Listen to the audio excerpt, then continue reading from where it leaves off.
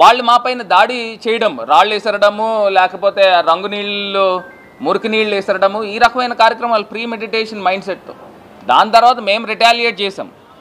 మరి దాని తర్వాత హైకోర్టు ఇచ్చిన ఆదేశం ప్రకారంగా మీరు నిజమైన రైతులతో మీరు పాదయాత్ర చేయండి అని అంటే ఎందుకు ఆపేశారని అడుగుతున్నాం.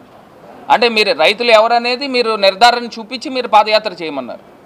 మరి ఆ టైంలో రామచంద్రపురంలో ఆపేశారు కదా, ఎందుకు చేయలేకపోయారు? ఒకవేళ నిజమైన రైతులు ఉంటే చేసి ఉండేవారు కదా. మరి ఈ రకమైన మా పైన ఆరోపణలు చేస్తూ ఉన్నారు. ప్రజావేదిక గురించి నేను క్లారిటీ ఇచ్చా, రైతుల గురించి నేను క్లారిటీ ఇచ్చా. మరి ఈ రకమైన కార్యక్రమాలు జరిగినాయి.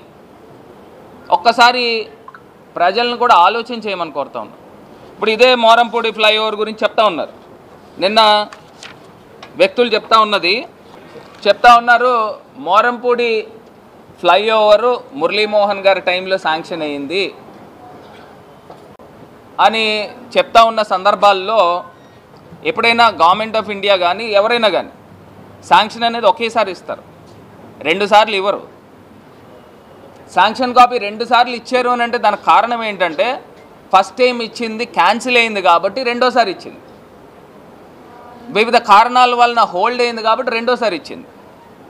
29/3/2022లో ఇవాళ ఇక్కడ ఇచ్చిన కాపీ ఏంటంటే మోరంపూడి ఫ్లైఓవర్తో పాటు ఉండరాజువరము, జొన్నాడ, కైకవరము, అదేవిధంగా ఇంకొక ఫ్లైఓవర్, ఇన్ని ఫ్లైఓవర్లు కలిపి తేతలి, ఈ ఫ్లైఓవర్లు కలిపి ఇది ఇచ్చిన కాపీ. ఇది రెండోసారి ఎందుకు ఇస్తారు గవర్నమెంట్ ఆఫ్ ఇండియా? మీరు క్రెడిట్ తీసుకోవాలంటే తీసుకోండి, నాకేం అభ్యంతరం లేదు. మురళీమోహన్ గారు చేశారు, లేకపోతే చంద్రబాబు నాయుడు గారు చేశారు, మీరు తీసుకోండి, నాకేం అభ్యంతరం లేదు. కాకపోతే వాస్తవాలు అనేది పక్కకు పెట్టి మనం ఏదో చేద్దామని అనుకుంటే కాగితాలు ఉంటాయి, శాంక్షన్ కాపీస్ ఉంటాయి. రెండోసారి శాంక్షన్ కాపీ ఎందుకు ఇస్తారు?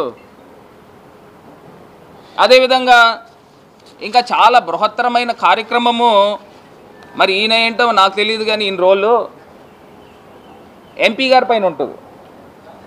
ఎంపీ గారు దగ్గుబాటి పురంధరేశ్వరి గారి పైన ఉంటుంది. నేను గతంలో కూడా చెప్పిన విధంగా రాజమండ్రికి ఔటర్ రింగ్ రోడ్ గురించి కానీ, రాజమండ్రికి ఏదైతే 5 ఫ్లైఓవర్లకు సంబంధించి ఆ కాపీస్ కూడా 345 కోట్ల రూపాయలతో ఆల్రెడీ బోర్డు దగ్గర ఉంది ఈ కాపీ. వేమగిరి, లాలా చెరువు, ఇక్కడ పిడింగోయి దగ్గర జంక్షన్, బొమ్మూరు జంక్షన్కి సంబంధించి 4 ఫ్లైఓవర్లకు సంబంధించి 345 కోట్ల రూపాయలు. ఇది కూడా కాపీ ఎప్పుడుదంటే మే 17, 2023 బోర్డు దగ్గర ఉంది. మరి ఎంపీ గారి పైన కూడా, పురంధరేశ్వరి గారి పైన కూడా బాధ్యత ఉంది. సో ఖచ్చితంగా రాజమండ్రికి రావాల్సినవి ఉన్నాయి.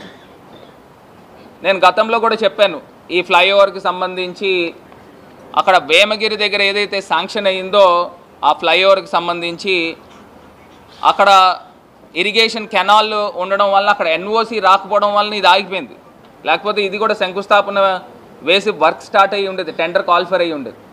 సో అది క్లియరెన్స్ చేసుకొని అది కూడా సాధిస్తే రాజమండ్రి ప్రజలకి చాలా ఉపయోగపడుతుంది. రాజమండ్రి సిటీ ప్రజలకు కానీ, గ్రామీణ ప్రజలకు కానీ, లేదా వివిధ ప్రాంతాల నుంచి వచ్చిన నేషనల్ హైవేకి